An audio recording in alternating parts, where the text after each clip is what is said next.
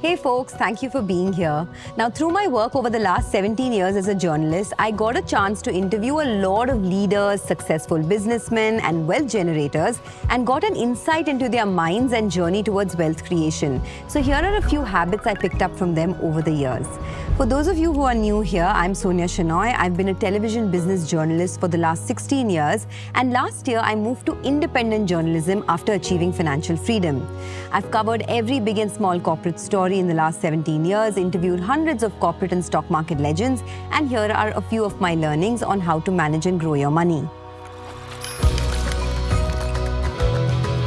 Habit number 1, automation. Automating your investing is one of the key steps to be financially free. In investing and building wealth, consistency is key, and automation ensures that you stay on track even when life gets busy. I plan and automate everything, and I learned this from some of the wealthiest investors I know. Every single month, money goes from my earnings directly to my investments, and only after that my expenses get covered. There's no room for decision making and delaying of my investments. When you have to manually move money every month, you might at times lack the willpower to be consistent in your investment journey, and I try to leave no room for inconsistency when it comes to investing. Habit number 2. It's not about how much you earn, it's about how much you save. This is such an important hack to achieve escape velocity when it comes to wealth creation.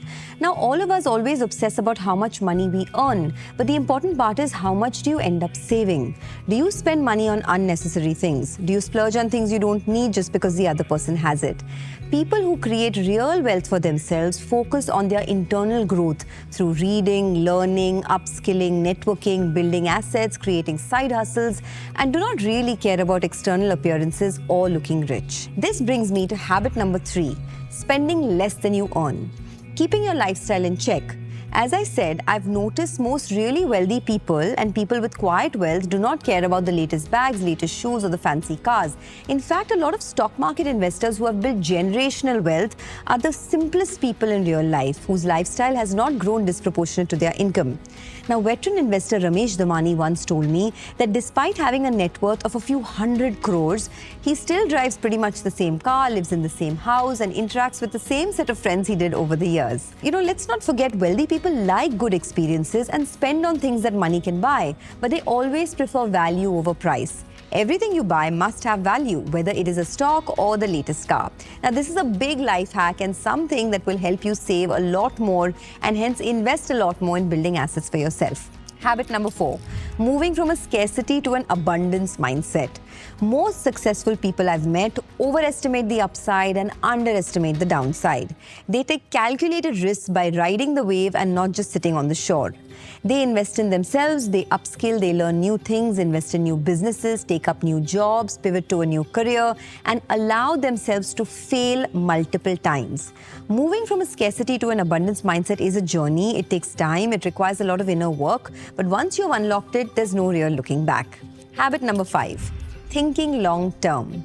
I remember my first SIP was just 20,000 rupees per month in Motilal Oswal's FlexiCap fund way back in 2014. In 10 years, I stayed put in that fund, and today the value of a 20,000 rupee monthly installment is upwards of 80 lakhs. In the first few years of your investing journey, you are only buying into the volatility. The real power of compounding kicks in after 5 years. But most people I know cannot think long term, and they lose faith after the first few years when they either see no returns or see losses in their portfolio. I have interviewed legendary market investors who have held stocks even after they have fallen 40% from the top and halved in their portfolio, while most people sold. So thinking long term is a great habit to inculcate. A lot of wealthy people plan everything with a 5, 10 and 20-year time frame. Compound interest is magical, but only if you give it time. Habit number 6. Most wealthy people start early.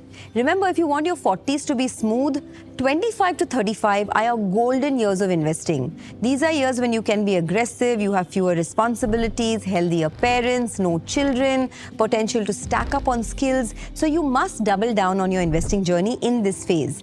These 10 years focus on building assets, reducing expenses, building businesses, and making your money work hard for you. It is a tough ask, I understand, because of how much cost of living has gone up and how much inflation is eating into our wallets. But you miss this window and your 40s and 50s ends up becoming a a real catch-up phase where the bills are mounting but the money is not growing proportionate to your lifestyle. Habit number 7, System 2 thinking. Now, this is a very common habit of wealthy people. It was even covered in the book Thinking Fast and Slow, if you remember. Now, System 1 thinking is when you react immediately with no effort and no sense of control in any situation. For example, when you hear bad news about a stock and the stock has fallen 20%, you react immediately and sell the stock. System 2 thinking is more analytical, deliberate, a rational side to the thinking process. It is pieced together by logical judgment and a mental search for additional information. Habit number 8, working on your relationship with money. Now, most wealthy people I know never chase money.